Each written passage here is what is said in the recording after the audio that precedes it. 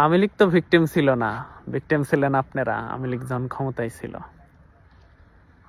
তো আমাদের প্রিয় নেত্রী জননেত্রী শেখ হাসিনা, উনিও ভিকটিম ছিল না যখন ক্ষমতায় ছিল, ভিকটিম ছিল অনেক আগে উনি। তো বিষয় হলো, যেদিন আপনারা ধানমন্ডি 32 ভাঙছেন না বা 32-এর গায়ে আঘাত দিছেন, সেদিন তো আওয়ামী লীগ ভিকটিম হয়েছে। সেই দিনই আপনাদের পতন নিশ্চিত হয়েছে। সেই দিনে আওয়ামী লীগের ফেরার পথটা আপনারা আবার নতুন করে সূচনা করে দিছেন। সেই দিনে আওয়ামী লীগের যে ক্ষমতায় থাকা অবস্থায় যে জনপ্রিয়তা হারানো, সেইটার পুনরাবৃত্তি আপনারা কইরা দিছেন ধানমন্ডিতে হাত দিয়া।